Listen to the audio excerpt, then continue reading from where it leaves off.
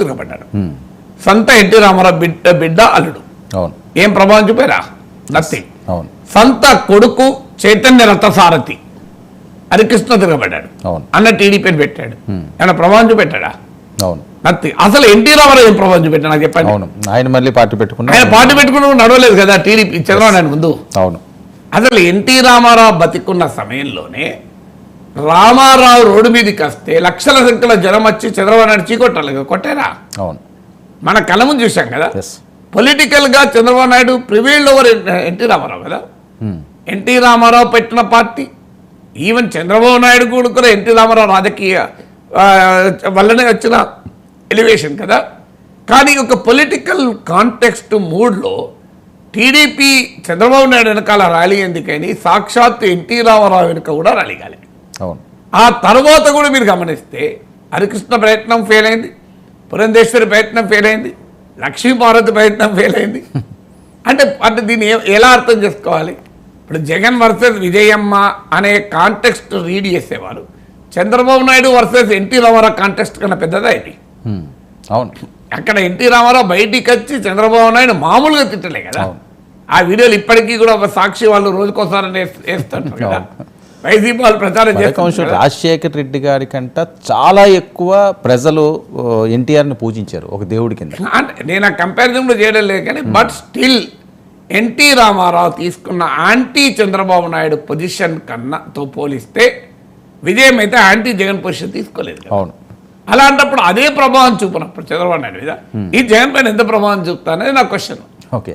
ఇలా మనకు ఈ పొలిటికల్ కాంటెక్స్ట్లో ఫ్యామిలీ డిస్ప్యూట్స్ అసలు చాలా విచిత్రంగా ఉంటాయి. మనం అనుకున్నట్లుగా వీరు వాళ్ళ మీద వ్యతిరేకం, వాళ్ళ మీద కోపం కనుక వెంటనే ఇలా ఉంటుంది అని చెప్పలేము. అందువల్ల ఆ పొలిటికల్ కాంటెక్స్ట్లో I don't think Vijayamma video వల్ల పెద్దగా రాజకీయ సంచలనం ఆంధ్రప్రదేశ్లో సృష్టిస్తుంది అనుకోను.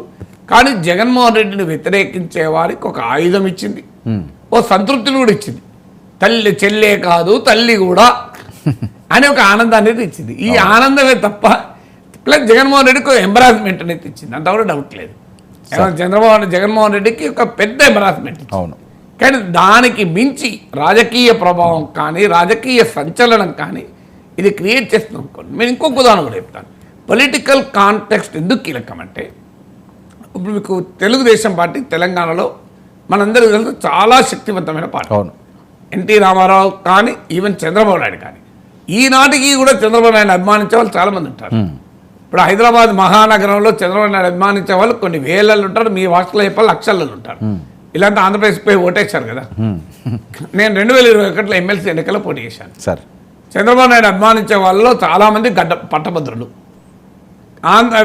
నాతో పాటు ఎల్ రమణ తెలుగుదేశం పార్టీ రాష్ట్ర అధ్యక్షుడు పోటీ చేశాడు. ఆయనకు 5,000 ఓట్లు వచ్చాయి, నాకు 55,000 ఓట్లు వచ్చాయి. ఓకే. నేను ఓడిపోయినా ఆయన ఓడిపోయారు, అది వేరే విషయం. మరి తెలుగుదేశం పార్టీ వాళ్ళు 5,000 ఉంటారా? అవును. తెలుగుదేశం చాలా పెద్ద సెక్షన్ కదా. అంటే అర్థం ఏంటి? తెలంగాణ వచ్చాక పొలిటికల్ కాంటెక్స్ట్ మారిపోయింది. అవును. రాజశేఖర రెడ్డి అభిమానించే వాళ్ళు తెలంగాణలో చాలామంది ఉంటారు, ఉన్నారు కనుకనే 2009 ఎన్నికల్లో రాజశేఖర రెడ్డి రాష్ట్ర విభజనకు వ్యతిరేకమని తెలిసి కూడా రాజశేఖర రెడ్డి నాయకత్వంలో కాంగ్రెస్ పార్టీకి 50 సీట్లు ఇస్తే కేసీఆర్ నాయకత్వంలో టీఆర్ఎస్కి 10 సీట్లు ఇచ్చారు 2009లో. అలాంటి రాజశేఖర రెడ్డి నాయకత్వంలో పార్టీ జగన్ నాయకత్వంలో కానీ షర్మిల నాయకత్వంలో కానీ ఏ మాత్రమైన ప్రభావం చూపింది తెలంగాణలో. ఉమ్మడి రాష్ట్రంలో కానీ విభజిత రాష్ట్రంలో కానీ ఏం ప్రభావం చూపలే కదా. అంటే that is the meaning of the political context.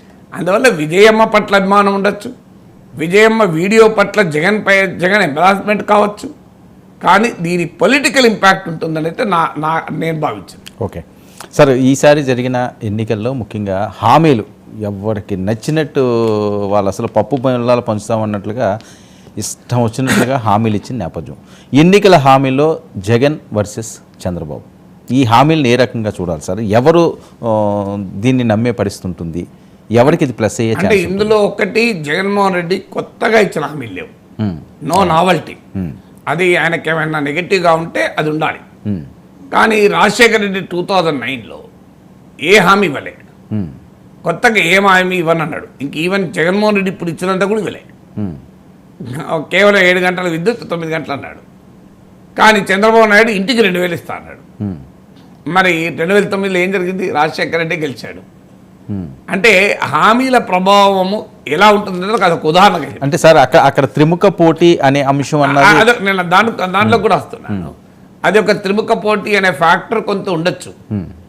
తెలంగాణలో మీరు గమనించండి, అదే బీఆర్ఎస్ పథకాలు అమలు చేసింది, కాంగ్రెస్ హామీలు ఇచ్చింది. కాంగ్రెస్ హామీలు బాగా ప్రభావం చూపాయి. ఓకే. కాంగ్రెస్ హామీల ప్రభావాన్ని కనుక ఆంధ్రప్రదేశ్ ఎక్స్ట్రాపులేట్ చేస్తే కూటమి ప్రభావం ఎక్కువ ఉంటుందని కంక్లూజన్ రావచ్చు. సో ఇలా రకరకాల డైమెన్షన్స్లో ఇది ప్లే అవుతుంది. బట్ డెఫినెట్గా జగన్మోహన్ రెడ్డి ఇప్పటికే అమలు చేస్తున్న వాటికి కాస్తంత విస్తరించి అమలు చేస్తా అన్నాడు తప్ప కొత్తగా చెప్పలేదు కనుక ప్రత్యేక ఆకర్షణ ఉండదల్లా. నథింగ్ న్యూ కదా. ఇప్పుడు 90 మార్కులు వచ్చేవాడికి 92 వస్తే నువ్వు ఏం ఆకర్షణ అవుతుంది? 50 మార్కులు వచ్చేవాడికి 70 వచ్చింది అనుకోండి, 80 వచ్చింది అనుకోండి, చాలా ఆకర్షించబడతావు. అవును. అంటే